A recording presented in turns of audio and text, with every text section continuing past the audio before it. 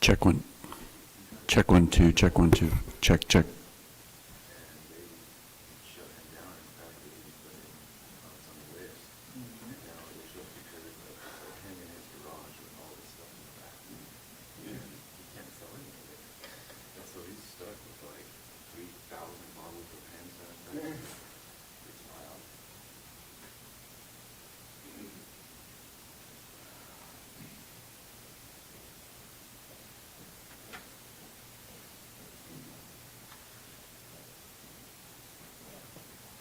Take care of you here.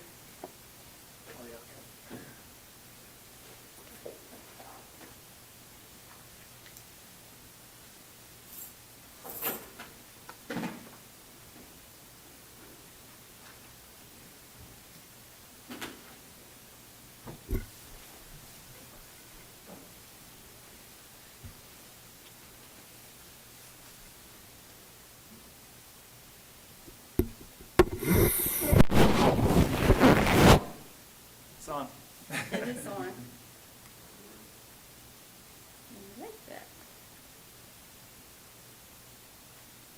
I'll let that dry in your hand because that's going to take a minute, so I'll probably get a paper towel.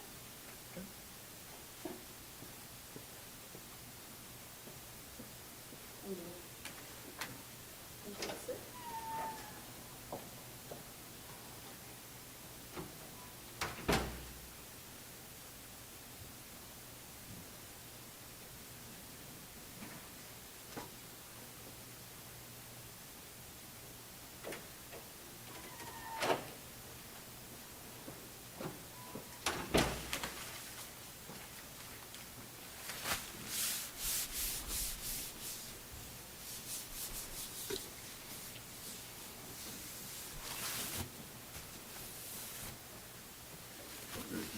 I wiped it down with a wipe, but it doesn't dry very fast.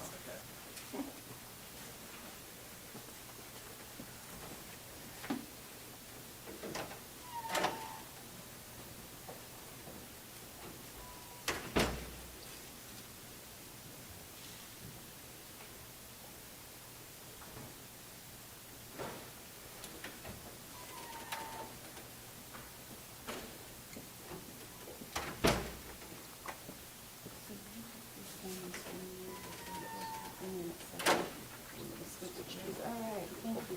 Public mode. Which I'm going to set up while we're. I asked David to share with you the location. Okay. All right, thank you. I know, I think probably.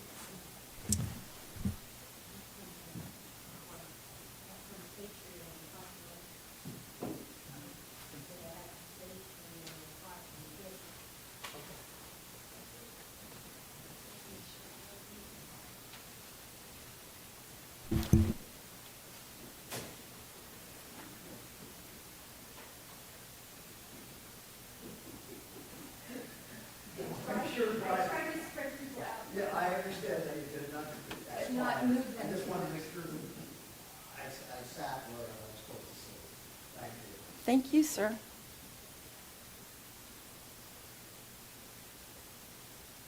Since you're going to be the only sorry, person, you want test to it? turn it off right now? Oh, okay. It's on, it's picking up everything.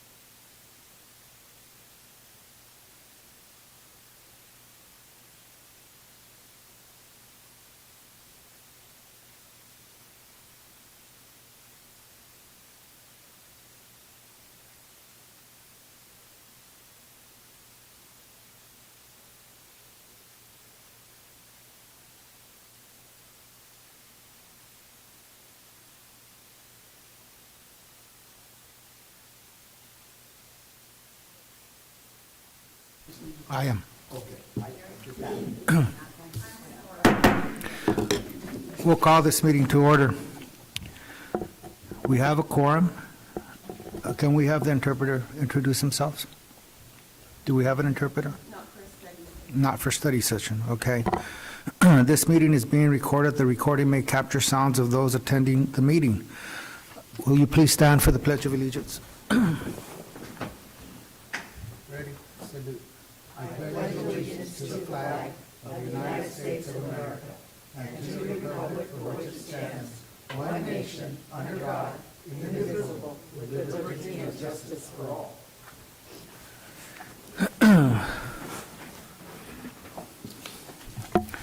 Public comment on closed session topics. General public comment on tonight's agenda may be heard at this time. Pursuant to board policy, the board may limit individual comments to no more than 3 minutes and individual topics to 20 minutes. It is recommended you begin your comments by stating your name. Do we have any public comment? Yeah. So how will they let us know? They're going to walk them over. Okay.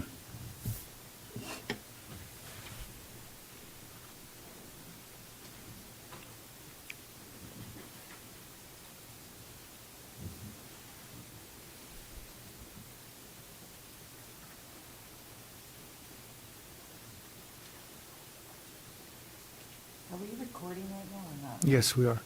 It's not video, but audio. There's no public comment?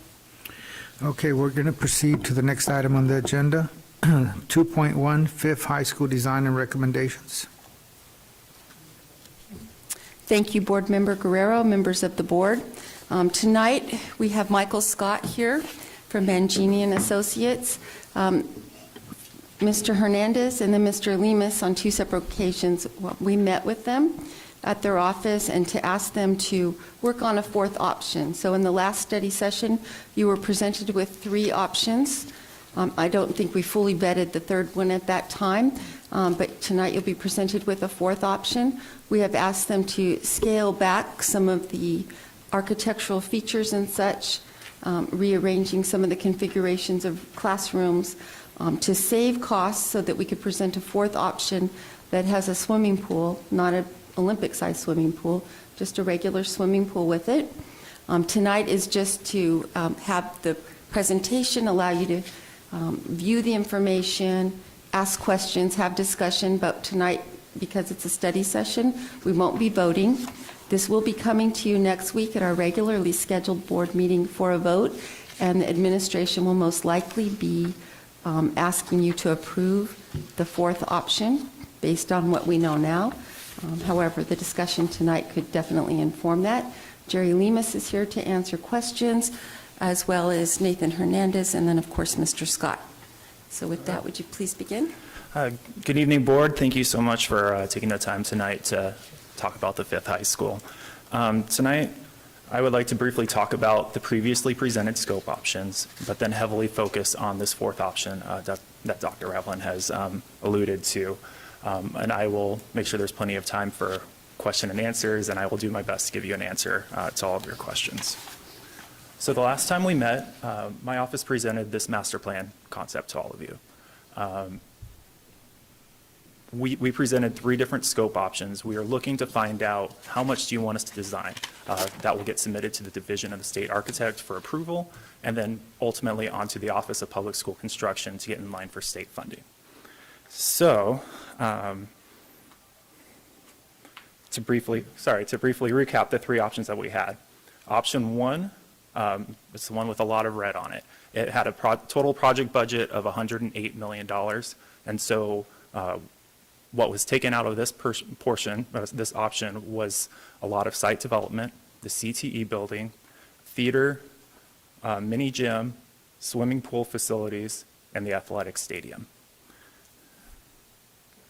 Sure.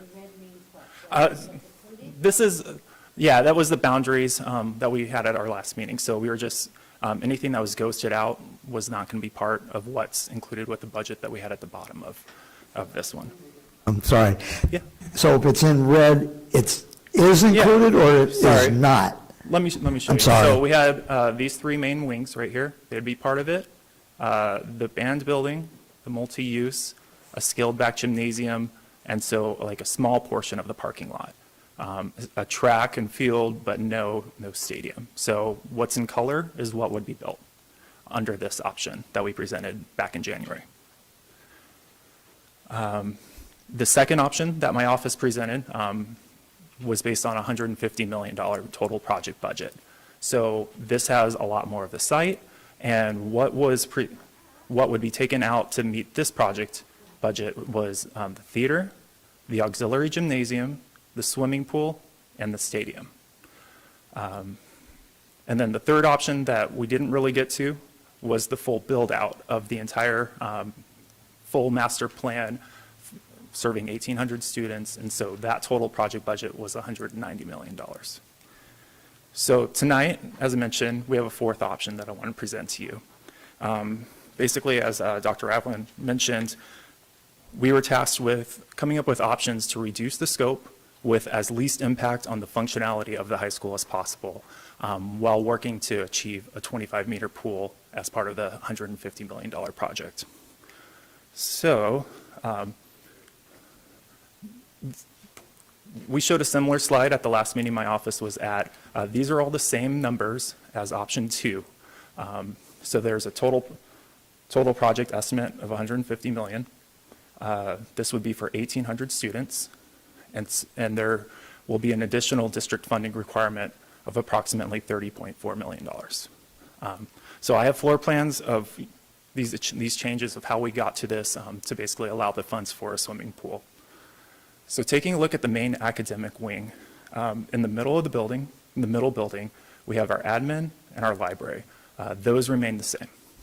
Most of the changes take place on the side wings.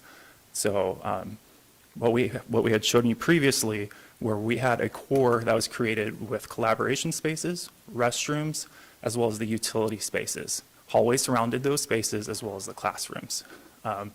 To reduce the amount of square footage, so ultimately to reduce the cost of the project, we switched to a single hallway concept that has the restrooms, elevator, and utility spaces located at the corners of the two side buildings, stacked on top of each other for efficiency of design. The width of the hallway for this building, for the two side buildings as they're shown, they're 16 feet wide. Just to give you some context, at Ridgeview, currently the hallways at Ridgeview are about 10 feet. Those of you that went to Clovis North, the main wide hallway there is 20 feet. And so, actually, I want to show you the next story. So what we're showing and proposing is to do the 16-foot wide hallways on the side buildings, and then in the middle building right there, as well as the bridges, to a 20-foot wide hallway. So if you figure high school students, they're grown, they're bigger than middle school students, as well as there's going to be more of them. So that's why we feel that the increased width of the hallway would be a necessity. You said Ridgeview was, I'm sorry, what's that? you said Ridgeview was 12? About 10 feet. All right. The other item that I want to point out about this layout for the academic wing is that we did take out the collaboration spaces. Those types of spaces are not directly funded by the state, so we're heavily focusing on classroom spaces because that's what the state base your student occupancy for the site on. So the second story, the side wings, are very similar to the first story. And then on the second story, on top of the admin and the library, we have another bank of classrooms there. And so the difference from what you previously saw is that now we're placing 2 classrooms above where the library is at. We're just needing to make sure we meet the classroom counts that we previously had. And then also, right here, there was previously a lecture hall space. And so that was a large area that you weren't getting a lot of bang for your buck for. And so in that space, we have 2 classrooms. And again, that's increasing your student count and state funding. Are those stairwells at the end of the? Yes, so at the ends of at the ends of the middle building, there's 2 large staircases right here, and then at the ends of the 2 side ones as well. All right, so moving on to the next building, CTE and VAPA building. The only difference that we're showing and proposing on this one is to reduce the size of the shops by 25%. So that may sound like a lot, but these two shops, they'll be 3,200 square feet still, and the two over here will still be 3,800 square feet. The multi... Which is more in line with that. Yeah, so for comparison, I was trying to look up the wood shop at Golden West is about 3,800 square feet. So that's a visual. So the ag mechanics and the system would be 3,800 as well. So it's pretty close. Yeah, yeah. So the cafeteria, multi-use space, same design as what we previously showed you. The multi-use cafeteria area is sized to seat 400 students. And so you have your scramble area and your snack bar, so we're not proposing any changes to that. And then the gymnasium, we further developed the design of this. The gymnasium itself, we're keeping the same size as we last presented to you, seating for 2,400 students, and then 2,400 people, and then still 3 cross courts and a main court for the sporting events. We focused in on the entry element for this building.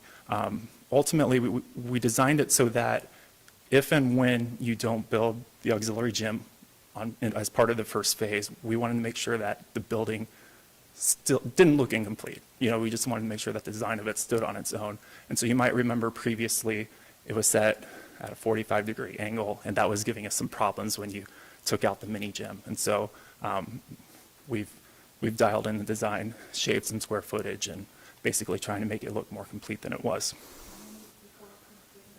In the gym, the seating for 2,400. So then, in this proposal, no, auxiliary gym. So locker rooms, boys and girls locker rooms, they have been designed for 1,000 lockers for each gender. That basically falls exactly in line with what the stakeholders requested. Just, again, through further development of the design, we've designed it a little bit more efficiently to save on some square footage that we had previously shown. The only other reduction that we're showing from the previous gym layout that you saw is that we are now showing 1 dance room instead of 2. All your other high schools have 1 dance room, and so that was a cut that felt worthwhile. Can you walk me through what's on the sides of the locker rooms? Sure. Sure. So each side, so let's walk you through the girls' locker room. So the main campus would be over here, so people can enter for PE. They'll enter one set of doors, and that's a set of restrooms. So we have flexibility in terms of for sporting events, you can block certain levels of access. So you go through a second set of doors, and it takes you to the locker room.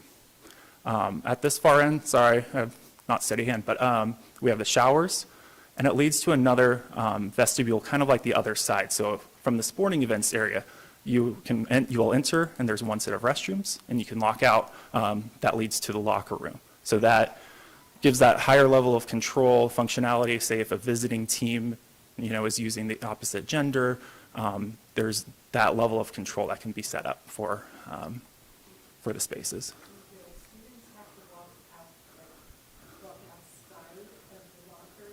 To get, so there is an enclosed hallway so there's a hallway here.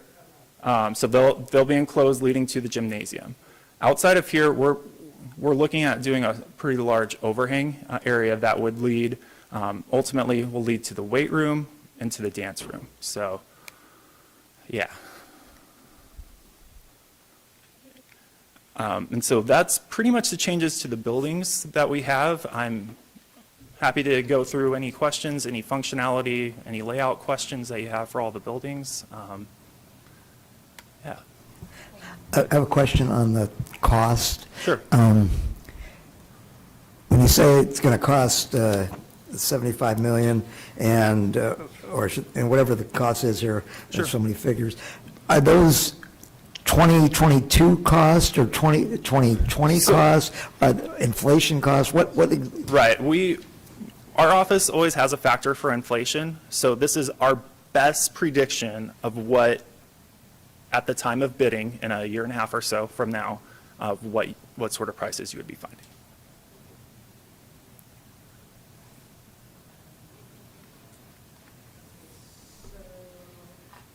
When we submit to our plans to the architect, DSA, yeah.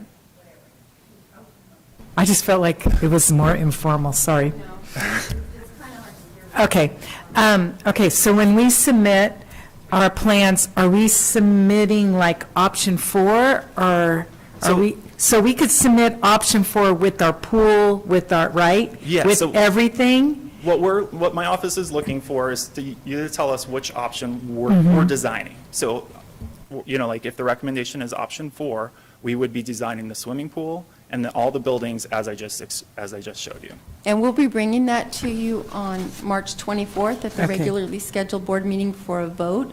Okay. So at this time, I'm just here to answer questions. Does option 4, oh yeah, future theater? Yes. Yeah, so we'd submit the whole thing. So we will design utilities to allow for a theater in that location, but we are not designing the actual theater. So anything that's dashed, we'll provide utilities and, make sure there's enough space for it. But we're going to be designing the buildings that we showed you tonight. So then later on, let's say in 2030, we want to build a theater. Sure. So we'd have to resubmit So some you'll, at that plans? point, hire an architect. They'll do plans for the site. They do the site development of that portion of the campus, go to DSA, and, go out to bid and build it. Okay, so Jerry and Nathan, I have a question. Let's say this proposed ballot proposition for November either doesn't get on there or does not pass. Where do we go from here? Do you want me to get, I have Lysol spray for the microphone, do you want it?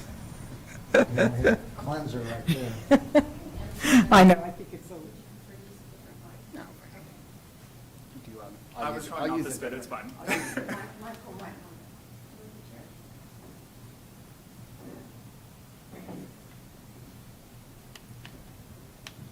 know how to use these. So, I'm sorry, the question was if there isn't a ballot in November. So if it's not on the next November ballot, then that would delay our progress.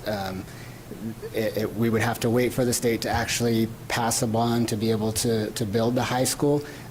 We could still, though, have our project in line and awaiting the state to have that money, but it would delay when we would open the high school. So basically, what you're saying right now is that we should pass this so that we can get in line and have the architect plan submitted for the state. But you're also saying that it doesn't appear that it's going to be on the November ballot. Actually, I don't know that. I You don't don't know know if it's that at going to this be on. point? Yeah, Okay. what we've So the main heard. thing that we're deciding is the architectural plans, so that we submit them to the state so that we don't fall back in terms of the line. So we get our place in line, and if in fact there is a bond measure, we can proceed. Okay. Joy? So Nathan, I think this might be for you. How long, so let's say we do submit our plans, how long are those plans good for? If there is no bond that is passed and the next year, how long is this good for? You got that one? Yeah, Okay. I got that one. That's the easy one. So when a project is approved from DSA, they're good for 4 years. 4 years.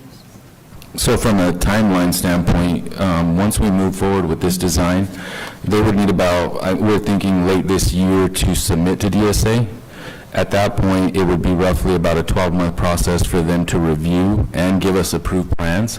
So we would look at the end of '21 to even have approved plans. That's when the clock starts ticking on the 4 years. Yeah, so from December of '21, let's say, we would have 4 years from there. So they would expire December of '25, which we would basically look at. I think you have 2 extensions, is that what you just mentioned, after the 4 years? 4 years is the total max. That's total? Okay, So- yeah. So it would be up to 25 to start construction. So many elections between now and then for a bond. Exactly. I have a question. Sure. What would change, I mean, unless it's the financial condition of the state, what would we change? I mean, would we be altering and changing our option If it expired? If it has 4 years to go, and you said it expires and we can't make any changes, I mean, Yeah, so do we what, make changes after that? I mean, so what happens is, once the, if it takes more than 4 years to get funding, ultimately, you would then need to resubmit the plans to DSA under the current code. So the plans are good for 4 years and then they expire. And so that's why, yeah, you want to get in line so that you don't have as long of a wait, to not really have a strong, to not risk, having the line so long that it takes more than 4 years to get funded. Walter? Nathan, okay, so we passed this Measure A, and selling bonds, are we, how is that going to work? Are we selling bonds for modernization, not the high school? And let's say we sold the bonds for the high school, how long do you have before you spend that money? So once we sell the bonds, we have 3 years to spend the funds or encumber the funds. So we would look at, cash flow projections for actually building the school before we would issue bonds for the school. So I don't, we're going to come to the board at the March 24th board meeting to talk about potential for issuing bonds this summer. It wouldn't be for the high school until we know the state has passed a bond. So we'd be looking at modernization projects. Okay, that sounds good. All right. Lucia? So this is a study session, so I Yeah. have a bunch of questions. Sure. So first of all, my question is, what, you keep comparing them to the other schools. What Sure. size swimming pools do the other 4 high schools have? Do they all have Olympic-sized pools? Who can answer that? Because I know that Golden West does and LD does, right? No, none of them do. So they're all at a 25, and this was originally, that was the question we put out to the community when we asked additional questions. Would they want to see a 50 meter on this one? But that was the one that got shot down. Everybody wanted to stick with that 25, which is a standard throughout our 4, yeah. So are you saying that the first pool that you showed us was a 50 and now this is a 25, which would be in line with everybody else? Yes.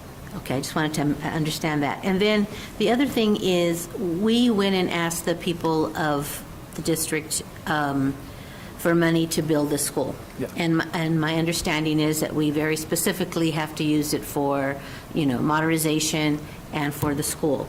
Now we're finding, if the bond doesn't pass, because we've already tried it once. Right. Or if, we're looking at that and then looking at some of the information that we've been given over the last few weeks as the reason that why we're doing this is because we want our schools to be smaller so we don't have overcrowding. Right. Even though we have campuses now that are not full, and we know that up to this point, the boundaries have not worked out for us. We're uneven at this time. So if we decide that we're not going to build a school, do we even have that option, and that we're going to, wait and shift students so that we're about even at each school? Do we even have those kind of options? What kind of options do we have as a board to say, and I know we've been having all these, we went back to the community, we tried to explain to them, hey, we're short $30 million, $50 million, whatever it is, and that's why we're here trying to work that out. But because it's a study session, I just need to know those questions. As a board, what rights do we have? Can we say, sorry, we said we wanted to do that, but the numbers just aren't coming out, or we really don't have the students, or whatever it is? I'd like to know what other options we have. Well, the board definitely will make the decision whether or not we go forth with any of the plans, any of the 4 options provided to you thus far, or in looking at that, there could be a 5th option coming out of this study session if there was some other direction to provide to us. We do know that next year, Mount Whitney, which is the smallest high school, as far as student enrollment, is projected to be 1,700. It is growing. Our other 3 high schools are getting crowded past the 1,800 mark projected for next year. we could redistrict, and boundaries is sort of another discussion, but we could go into that discussion regardless of whether or not we build the fifth high school. We may still need to look at boundaries just because of imbalance, because the town is not growing exactly in concentric circles. So depending on housing developments and with the current situation, the current health situation, and people on work slowdowns, things could change. So we would need to take that into consideration. What we do know is right now, if we took all of our high school enrollments and put them together and divided by 4, we have 800 students more than our average desired max of 1,800 at each of the 4 high schools. So we could easily start with, and I'm not suggesting we start with 9th and 10th graders, but we easily could do that at a 5th high school. So our feeling is we're going to need the 5th high school. We don't know when the state bond, will be on the ballot or when it would perhaps pass, but we feel like we need to get in line for that. Getting in line doesn't obligate us. So if at some time down the future we decided, whoa, even though the state bond passed, maybe we don't want to sell the bonds. Maybe we don't want to go forth.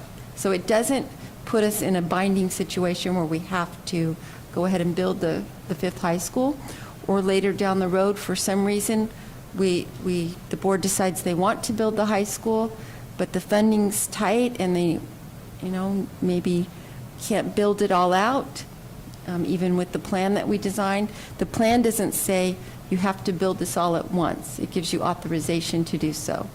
Did that help? Yeah, thank you.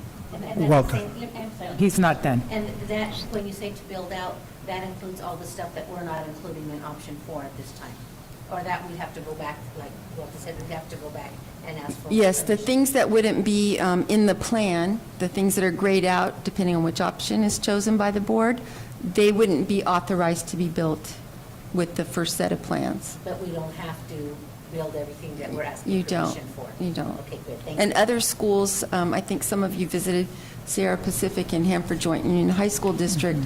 They did not start out that way. The admin team for, a good 6 years now, I think at least, has been in classrooms, and they're now just getting an admin building. So every school handles it a little bit different depending on the situation that they find themselves in. Walter? I pulled the text of the bond because I wanted to see exactly what it said. And it says specific projects that may be funded.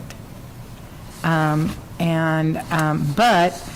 on the text of the bond, when it talks about the new high school, it does say construction, new comprehensive high school for 1,800 with gymnasium, theater, aqua center, stadium field, outdoor athletic fields, field lighting, and other related amenities.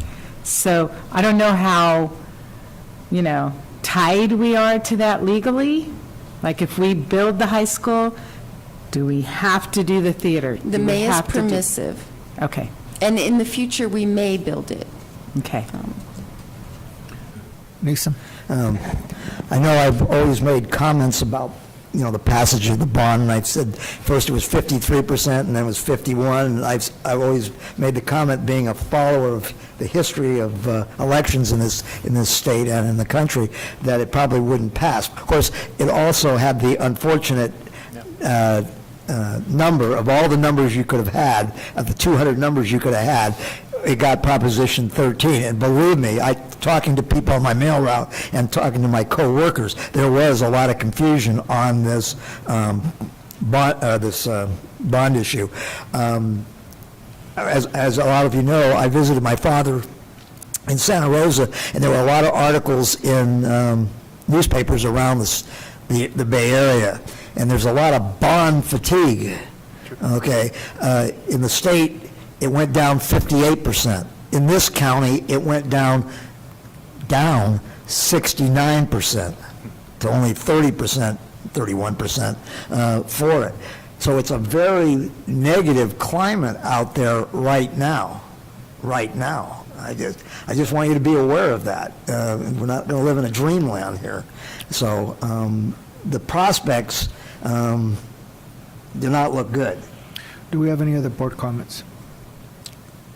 We didn't ask for public comment. Do we have any public comment from the D4? We did not have any public comment. We did ask.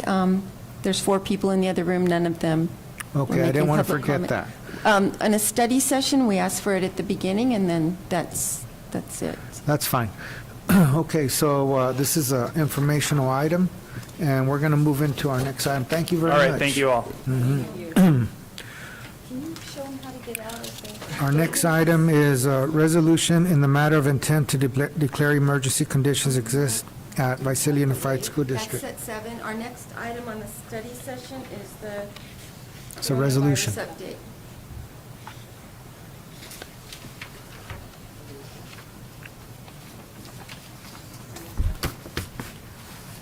So we're still on the special board study session agenda. It has 2 items this evening, the 5th high school design and recommendations, and then item 2.2, coronavirus COVID-19 update.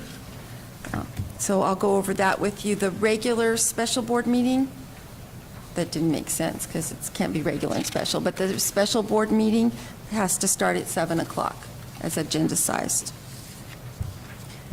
So the COVID-19 information so far, I want to just give you an update. There's been many emails sent out.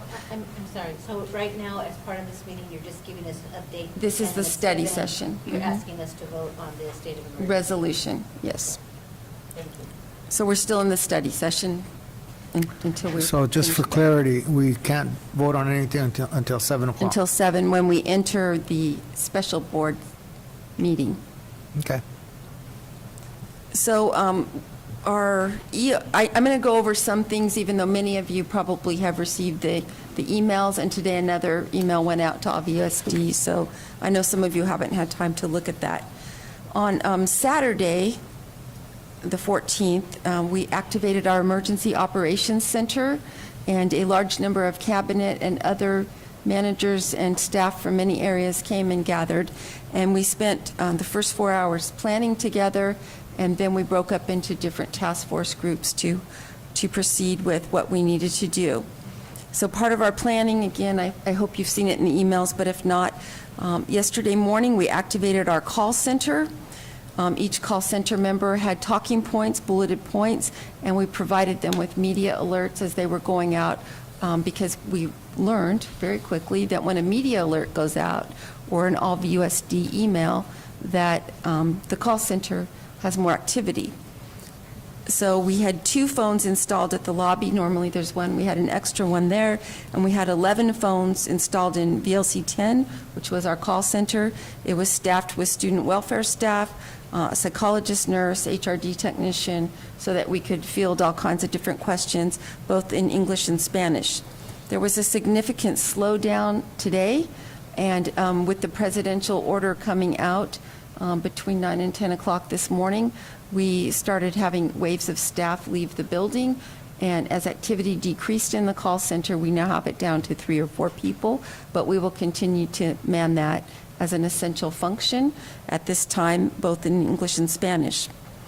After our EOC meeting on Saturday, it was decided that we would have teams go out on Sunday afternoon and put up signs at all of our school sites. So we have signs in English and Spanish, if you've driven by them, that all of our school sites are closed. Those went up first. We also had a team put together, a task force put together a food service plan. A media alert went out yesterday, another went out today, as well as myself, and then Monica, Andrew. For most of the Spanish, I did a little, but I don't feel comfortable doing the whole thing. We did a video camera shoot here in the boardroom, so we're sending that out as well. So we have press releases, but we also have video recording press releases going out for our plan that starts tomorrow.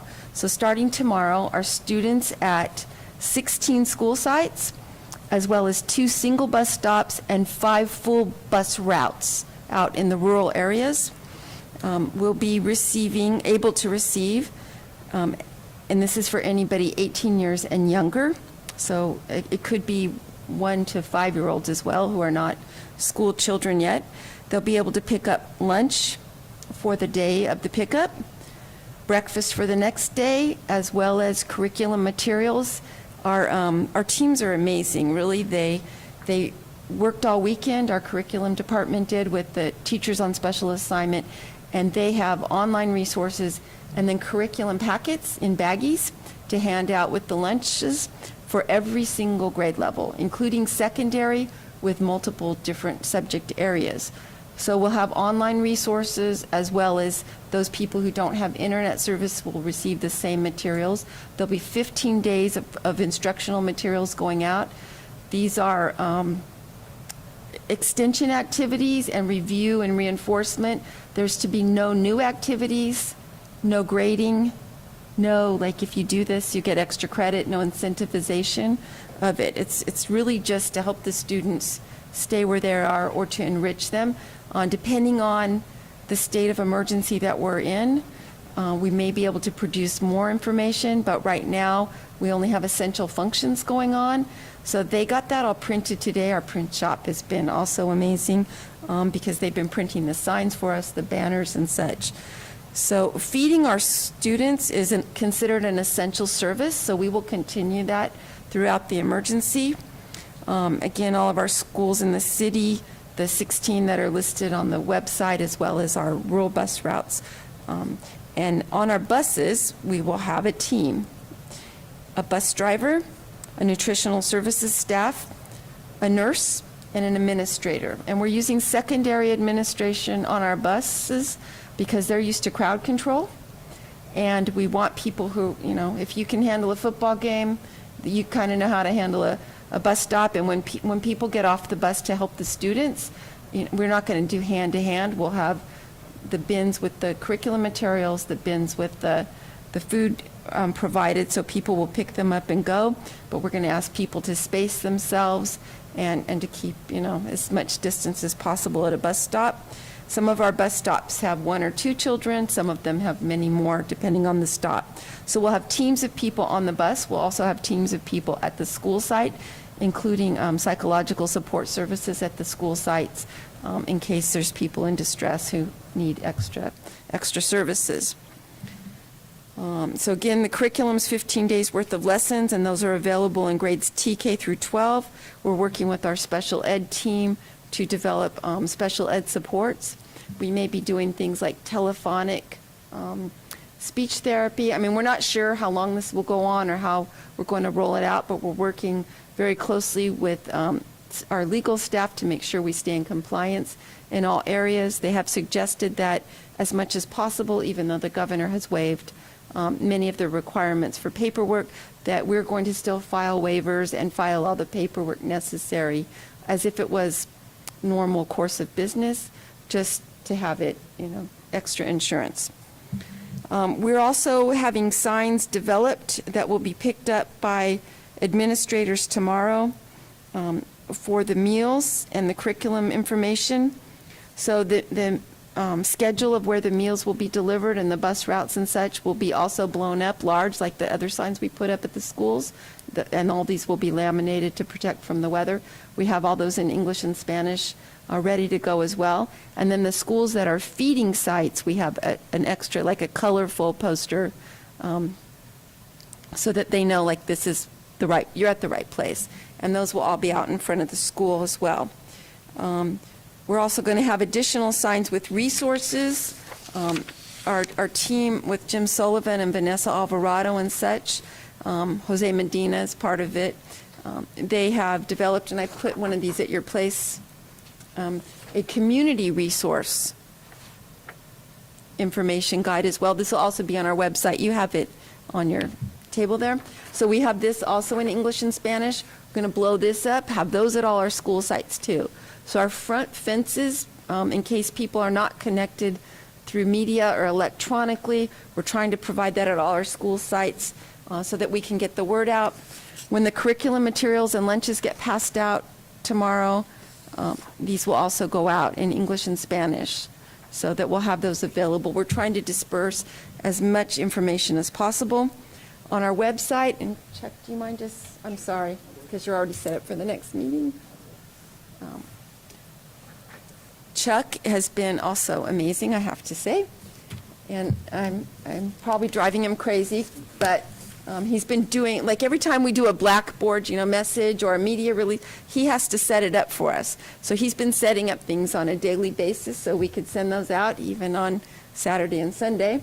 We have our website now front-facing, so when you go to it, the rest of the information is suppressed, but we have our information in English and Spanish, and then all of these, and he was setting this up today, so we have our meal service information, health tips, so that's all there along with the schedules. Google is nice because you can hit the translate and translate into any language, so anybody can do that at home. If you knew how to do that. Exactly, yes. Health tips, learning resources, and media alert. And we're expecting that many folks won't be technology savvy and may not even know to go look there, which is why we're blanketing everything with paper as well and making that available. So you don't have to have a device or be connected to the internet to get all the information, but it's also there. And this will be building up as time goes on. The governor today, while we were just starting our study session, apparently did a website and, a press release. I watched him at 4 o'clock. He started another one at 4:30, and then he did say that he expects, from what I'm seeing, that schools may not resume for the rest of the school year. I do know also from a professor friend at Fresno State that Fresno State already canceled their commencement exercises for this year. So that just came out today.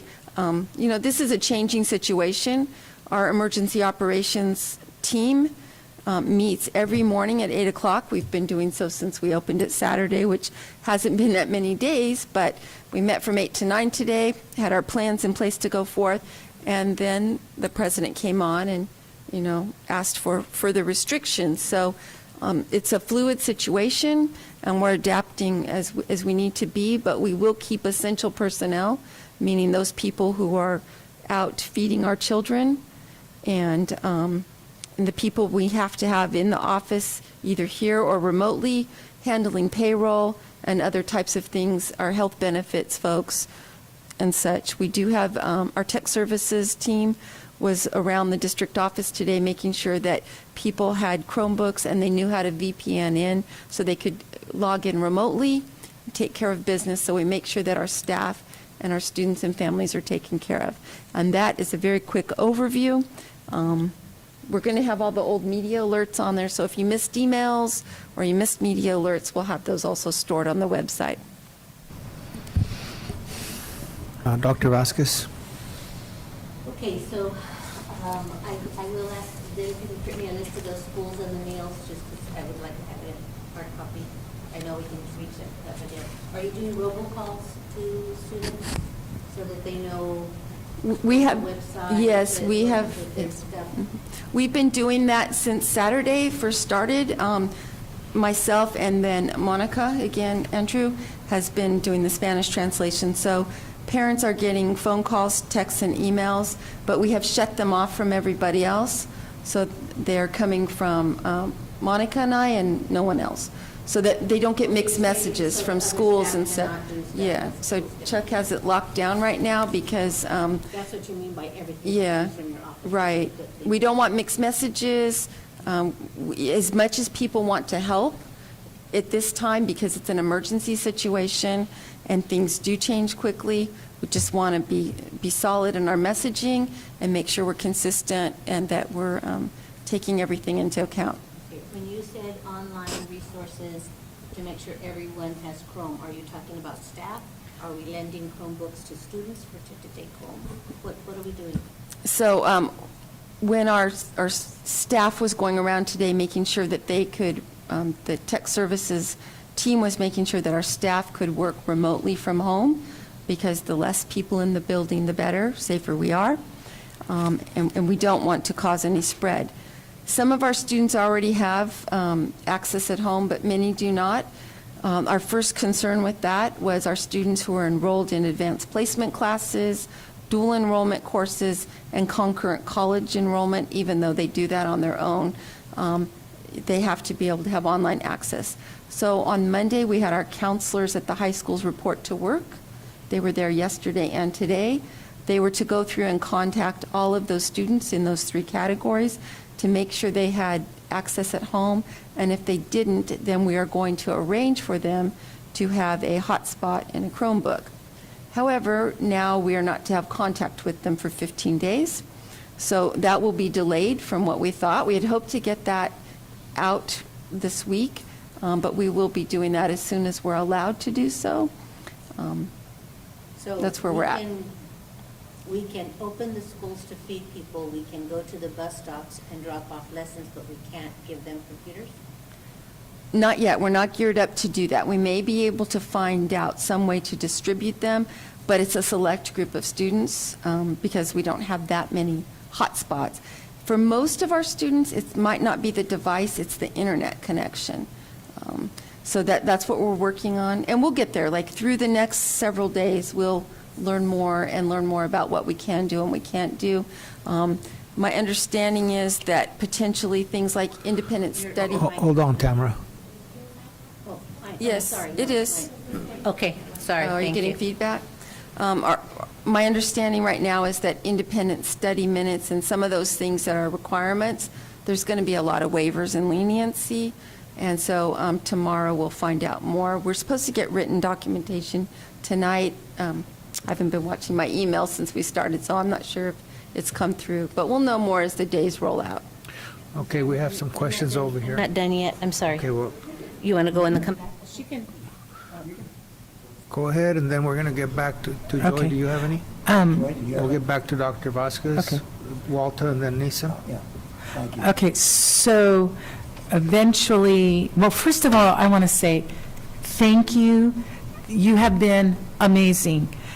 Text messages I'm getting from staff is like, we feel calm, we feel like we're in the loop, and so, great job, Dr. Raveline, thank you. Okay, on the hotspots, we're not actually giving out Chromebooks, we're providing hotspots, maybe later on down the road, hotspots and Chromebooks at the spot, at their... And Chromebooks, yeah. The hotspots, the internet connectivity. Right. If you don't have it at your home. Right. And then the Chromebook would be so they could do their Right. work. But we really can't do anything for the next 15 days, is that correct? We're going to have to figure that out. I don't think, but I don't know because I haven't seen the detailed guidance yet, that would be considered essential because we're not requiring curriculum. It's a resource, it's available, we hope students avail of themselves of it, but it's not required, it's not going to be graded. The thing I worry about for our high school students is AP tests. I understand that they've been delayed, but if they still occur, we want the students to do well. And then if you're in a college class, the colleges have gone online. COS, you could go to their library, but I don't know if that, I would assume, but I don't know, that will change now with this new directive from the president and from the governor. Mr. Foster?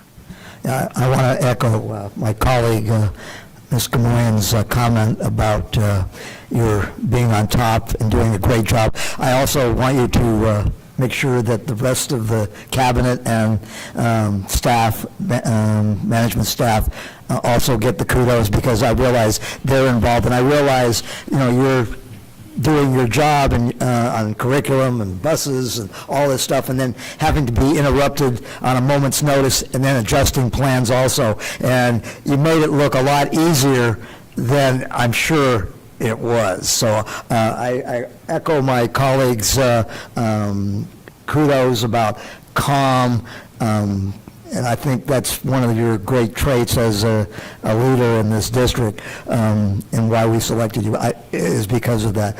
I have a couple questions on the feeding of the students. How long will the sites be open for each individual meal? Because I realize parents have varying, they have to get here by car, the people who don't get here by bus. How long will the feeding sessions be, each individual one? Approximately. Thank you. And first, let me start off by thanking you both for your compliments. the cabinet and the administrators, but the whole staff. You're right, Like, absolutely. all 3,200-plus employees have been amazing. People have offered to volunteer. We just can't have crowds, but I know if we needed help from our teachers and our classified staff, like, they are emailing me all the time that, like, I'm here for you, let me know, I'll come in and help, do whatever you need to do. We have a whole team of people that's ready to make sandwiches if we got our license certification and if food service folks couldn't do it. Like, it's really amazing to get to work with the people in this district. And our cabinet team and admin team has been absolutely fabulous because it's taking everybody. It really is.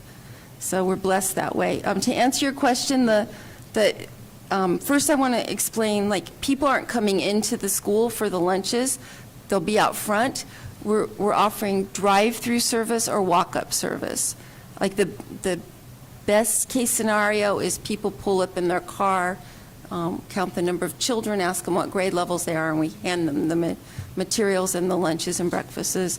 They can walk up, though, too, and at bus stops, of course, we'll be getting off the bus and then handing them out. So for most of the school sites, it's the 1 hour window, 11:30 to 12:30 for pickup. For the bus stops, they take the bus schedule whenever they normally catch the bus, and they have to be there 4 hours later. So it's our regular bus runs that students and families are used to. It's just a 4-hour delay. It's not going to work for everybody. We know that. We hope we reach as many possible. And I also have 2 churches and a Rotary group and other people who've contacted me that I haven't had time to get back with yet, offering to help with meals and other things as well. We can't take on the liability of serving their food, but certainly we can give them our schedule, and if they want to be there to hand out supplemental things apart from us handing things out, we'll work through that, and hopefully all those community connections will provide additional resources for our families. Second and final question, Dr. Reveling.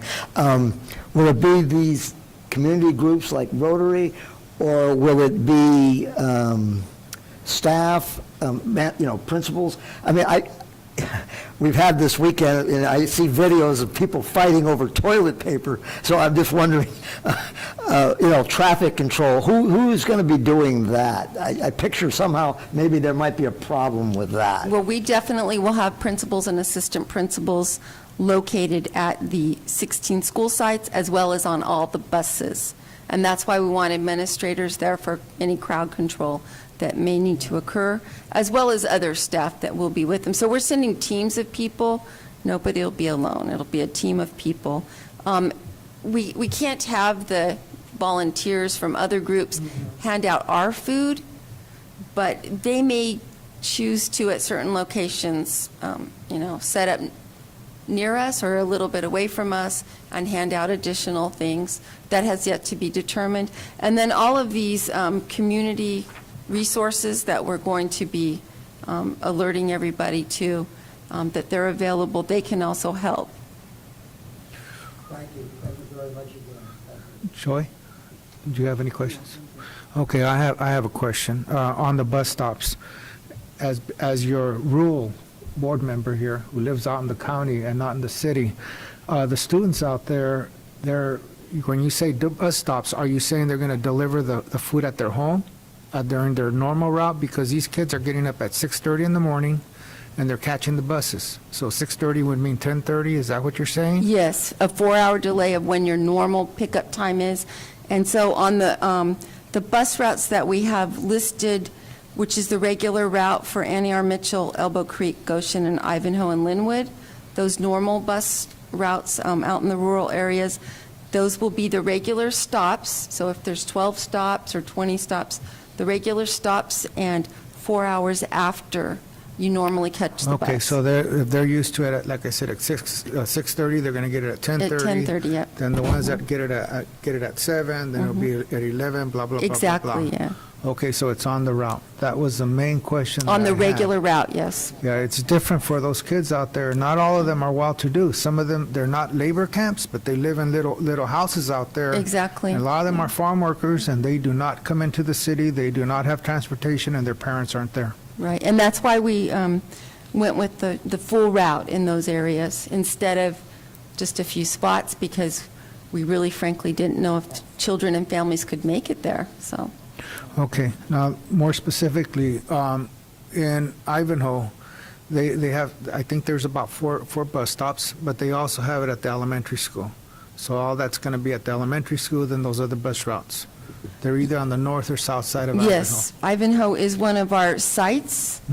Goshen's the same, it's one of our sites, plus we're also doing the bus routes. Okay, sounds good. And I just want to say that I've gotten texts and comments, and I shared some of that with you from the folks out there, and they're very happy that this is occurring, and they're, at least for Ivanhoe, they're going to put it in their newsletter for the community, and they have a bilingual newsletter out there. So they're going to be communicating amongst themselves, and I believe they're meeting tonight at their community council, and they're discussing what's going on. Dr. Vasquez had some more questions. Thank you. Yes, I do. But I do appreciate the thoroughness of your team and the teamwork that has become so apparent. So one of the things I'm concerned, and I understand that we're not voting on this until 7, but that's why we're having a discussion session, is that this is really kind of obsolete, because this says that we're going to be closed until the 13th of April. And what you're saying and what we're hearing is that more than likely that's going to go a little further. So I'm wondering if we should make some adjustments to that resolution that, and it says that it's going to remain in effect until it's changed, but all it's saying is that we're going to change from this date to that date. So I think we might need something that says through April 13 or as determined as necessary, something along those lines might be in order. My other question is,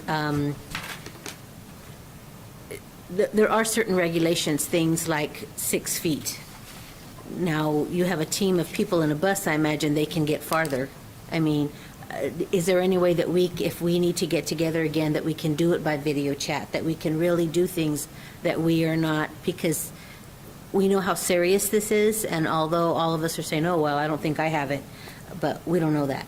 So at some point, especially for our more vulnerable population of board members and of staff, that we would be able to do or conduct our board meetings by Zoom.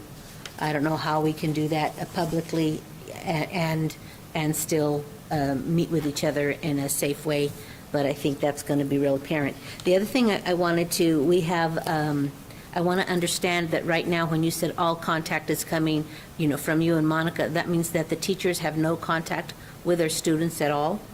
And I'm just wondering if we're going to go longer, if we can think beyond once things settle down, like in 3 days, we can start thinking about a second packet or some way that students can continue their education, not for testing, not for anything else, but just so that they still feel connected and we have something else. I've seen a slew of stuff online with people putting their museums online, their concerts online, their math things online, even if it's just to give them more resources so that they feel that they're still connected to us or they're still connected to somebody, so that kids don't feel so isolated.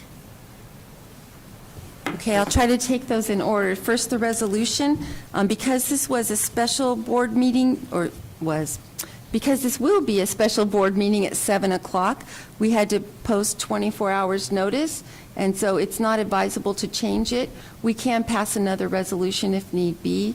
The governor did in his press conference apparently say this evening that he doesn't expect schools to reopen this year. However, none of us really know. So we kind of need to see how this goes. So I would recommend that we adopt it this evening as it's stated, because it was posted the 24 hours ahead. As far as the Brown Act, we do have some guidance, and I believe we'll get more tomorrow on what we can do. Some of the Brown Act rules are relaxed. So far we believe that you will be able to either phone in or use Zoom or some type of video conferencing The other thing we could do is space things out different in this room, and not everybody would sit at the dais. We could arrange things differently and have the public, which the city does this, come and ask questions through Facebook. So we're exploring that. We have a week to sort of get all that in place, and then we'll let you know your options before that meeting. And then the third thing is that our teachers, some of them already are on, they use Google Classroom, or they use ClassDojo, or other things that are connecting. But we do have a plan that we're developing for a uniform contact system. Many districts are asking their teachers, like elementary, to call the students every couple days. Really not even the curriculum part, but check in, see how they're doing. Some districts are offering counseling services telephonically. So we're exploring all of those things right now, how that would work. We also have to protect the teachers' privacy for their phone numbers. So I think we'd have to educate them, for those who don't know, how to block their phone number if they were going to start calling students. It may be with the high school and middle school students, we develop a plan so that, everybody calls their first period students or something like that every so often, just to check in on them. And the curriculum materials, our curriculum department is continuing to work remotely now as much as possible on gathering resources and materials.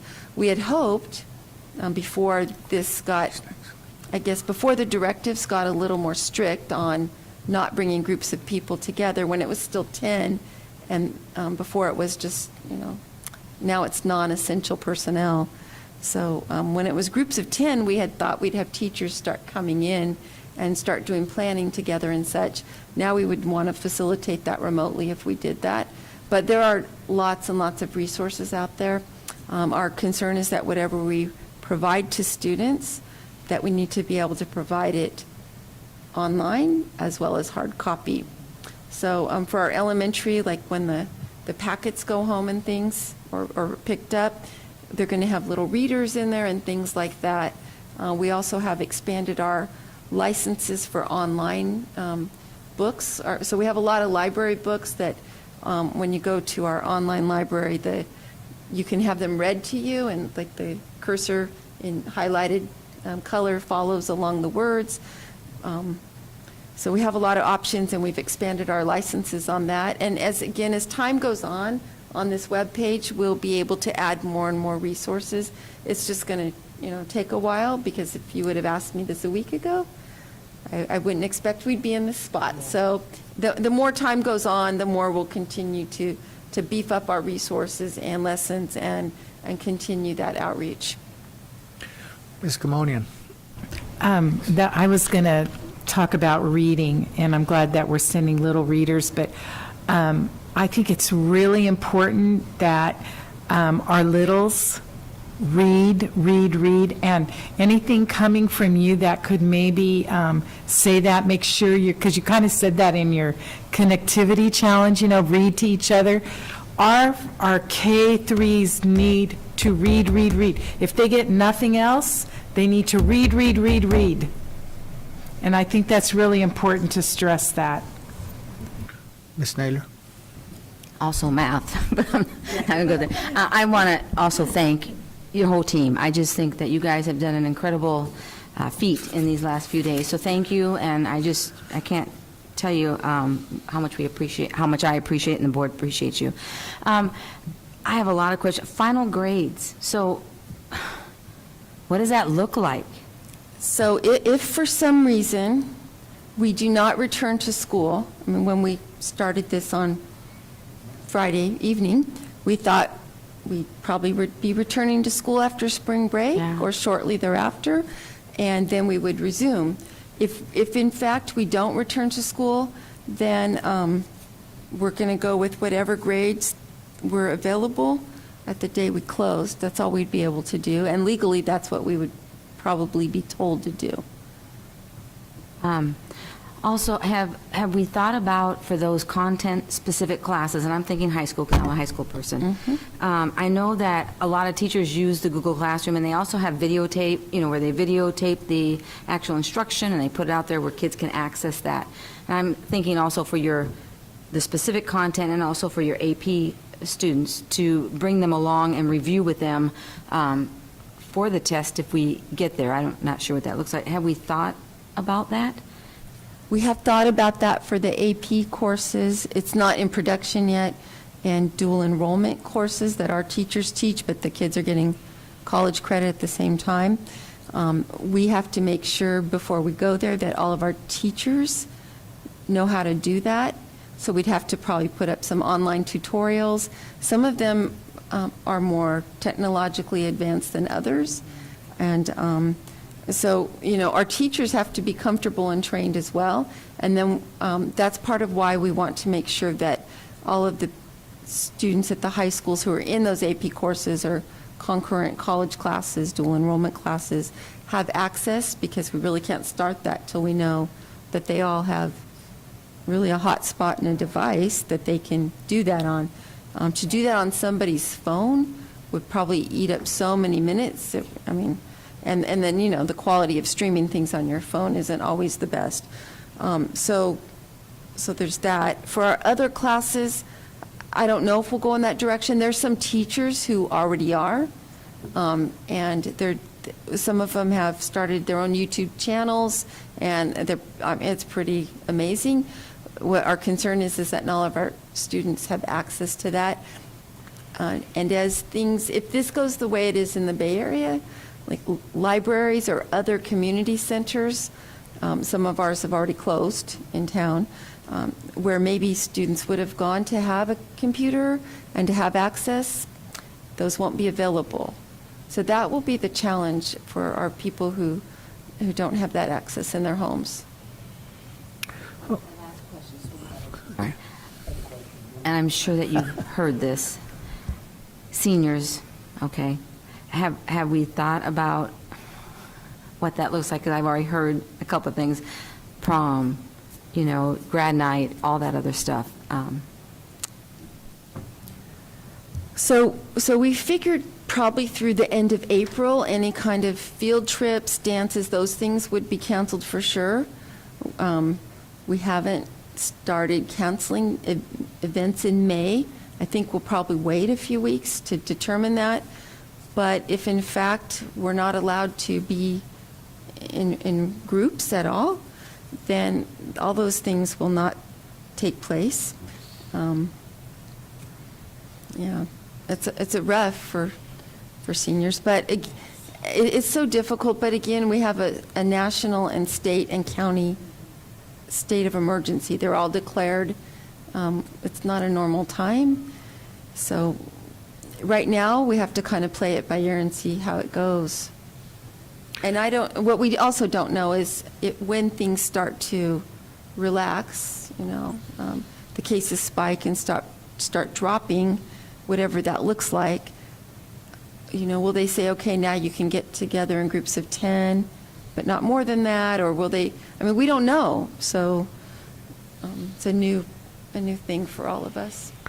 I'm glad you asked that question, because I was concerned about commencement and their graduation and whether they're going to be able to graduate, and hopefully we get those answers soon. Yeah. They would still graduate. It's because, we would take their credits wherever they were at as of the day we close school. However, we don't know if we'll be able to have commencement ceremonies. Mr. Foster.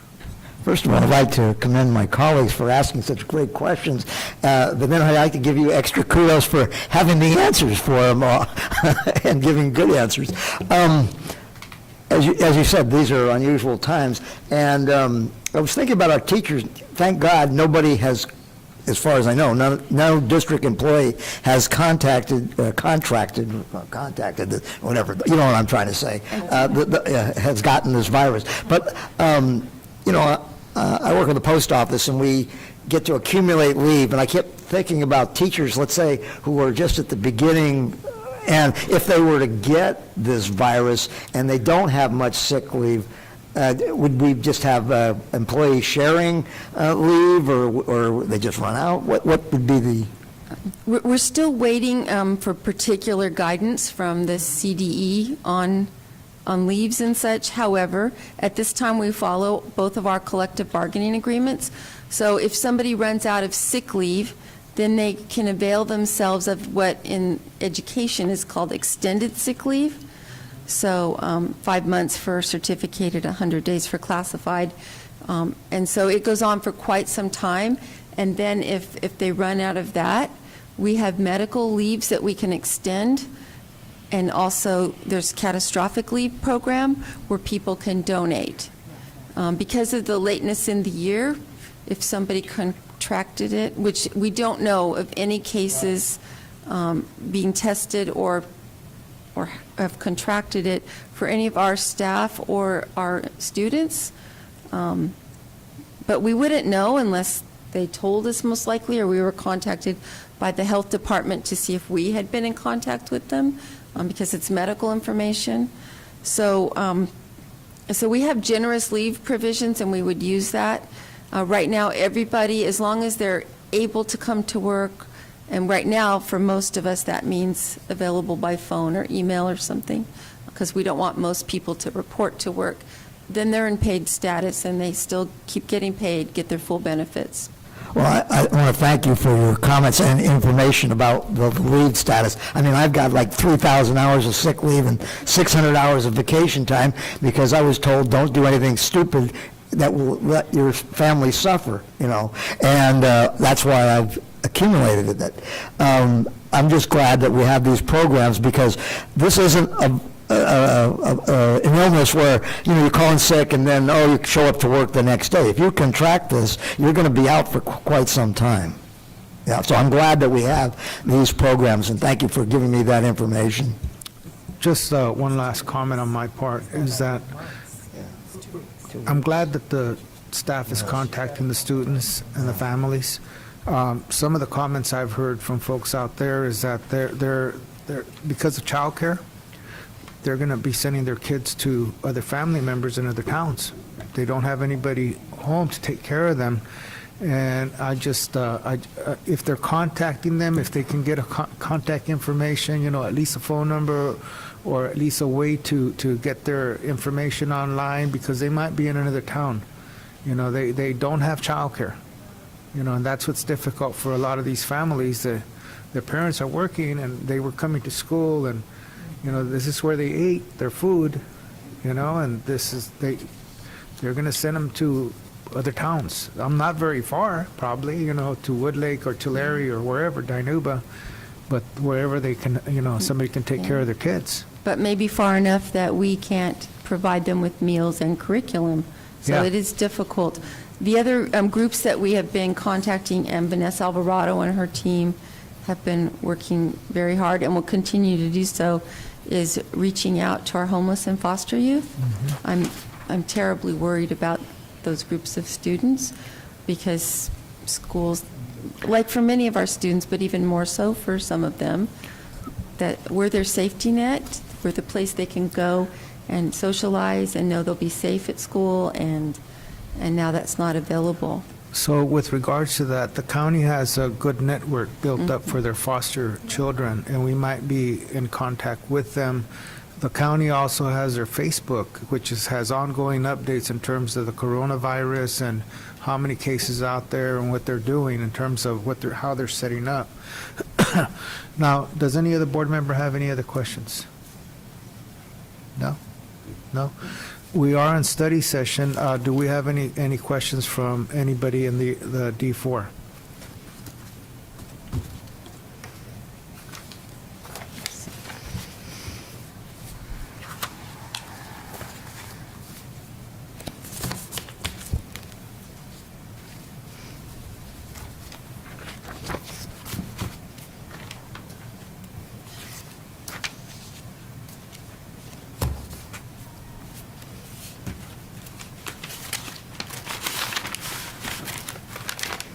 I'm checking. Okay, that's fine.